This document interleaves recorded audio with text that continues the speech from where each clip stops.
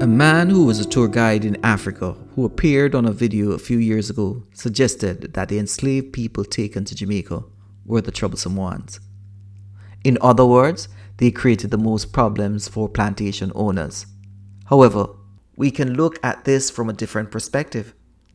These enslaved people were more passionate about their rights and freedom and willing to risk it all for future generations. After emancipation, this passion for equality and justice did not stop.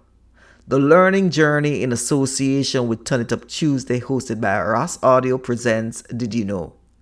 This week we'll explore riots in Jamaica from the middle of the 1800s to the middle of the 1900s. Now back to the foundation of unrest in Jamaica. When I was a boy, I heard about riots, gas riots, and riots because of alleged killing of innocent people. In riots, old tires burn or burn, and stones find their way in the middle of the road.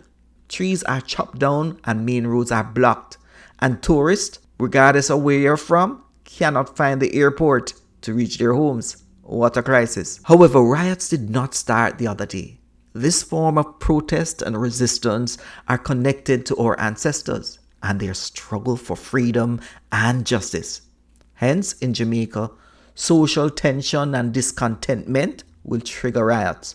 If you don't have water, riots. If the road is rough, riot. The reality is riots have been a part of Jamaica since the colonized period and continues to plague the Jamaican society. This presentation, as stated before, will give an overview of these riots. The information shared has been obtained from newspaper articles. I encourage you to subscribe to this channel to learn and travel along with me on the learning journey. There were so many riots between the 1850s and the 1930s. I had to be very selective. I will begin with the toll gates riots. 1859, our ancestors engaged in the toll riots in Westmoreland. The issue with these toll roads is that the users had to pay for every wheel, horse, mule, cattle, horn stock that used it.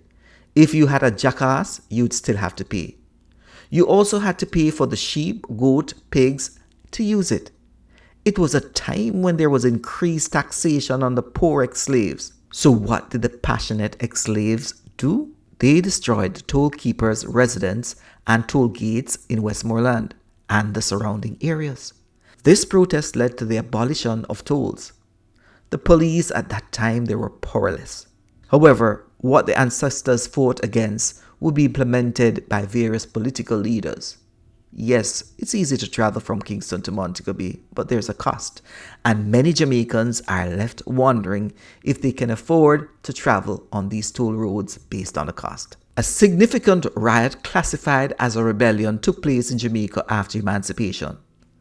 It created a foundation for another stage of resistance to foreign power in Jamaica, and that was called the Morant Bay Rebellion that took place in October of 1865. The protesters were aimed at showcasing the injustices and widespread poverty in Jamaica. 22 civilians perished, including the custos and volunteers. 34 individuals were wounded, but the sad part of the story is that under martial law, 439 people were put to death or executed, including George William Gordon and Paul Bogle. They are now considered national heroes of Jamaica. Building a society in the world is not easy, and Jamaica had its problems. We had the Chinese riots and so forth. And black soldiers in Jamaica had to make their voices known to those who were white. One incident took place in February of 1894. One white soldier who arrived in Jamaica went down to the black designated space to have a drink. He ordered his drink and refused to pay. As he was about to leave, another white officer asked him what he was doing in the black designated area. The waiter, realizing the white officer was about to leave without paying, stopped him, and the fight ensued, and of course, the white officer received a cut over his forehead. On seeing this, white soldiers joined the tussle, and of course, the fellow black soldiers joined in. At the end of the riot, one soldier was stabbed with a table knife. There were, of course, some broken bones and hurt pride. In St. Mary, in June of 1899, there was a riot caused by the ejection proceedings against a set of tenants. They wanted to stay on the land, But the owners decided otherwise. The owners opened fire on those actively participating in the protest, which had deadly consequences. The sad issue is that the reporter who wrote this article only focused on the banana production and not the lives of the oppressed Jamaicans. In Jamaica today, do we have similar situations taking place? On April the 8th, 1902, the friendly city of Montego Bay had a severe unrest. The situation came about as a result of a drunken sailor who was arrested, and during his arrest, it is believed that he was badly treated by the arresting constable. After the sailor was released, the policeman was beaten by a mob, and this mob took control over the town. As a result, soldiers from Kingston had to be sent down. Now, today, do we have soldiers and policemen coming from Kingston to Montego Bay? Think about that. In May of 1938, police opened fire on a crowd of sugarcane protesters on the Tate and Lyle estate in Westmoreland, killing at least 3 strikers.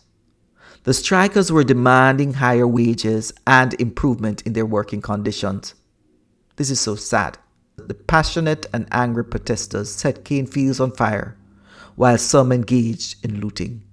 In many of these riots, there seemed to be a movement to transform Jamaica using the population's passion. And this could lead to various riots connected to political and social disturbance in Jamaica and the Caribbean, of course. Today we hear the phrases, "we want justice," and police brutality. Today on the Rock, which many call Jamaica, there continues to be the blocking of roads, demonstration and burning of tires to protest various social issues. Today there is complaints about political corruption and the allocation of scarce benefits and spoils. It seems as if we continue to struggle for equality and social justice. However, this time, it is not the colonizers but our leaders. As stated by Pablo Freire, a world-renowned educator, the oppressed are now the oppressors. My questions to you are, what can be done to improve our present context in Jamaica and the Caribbean? Will this form of protest continue to the next generation?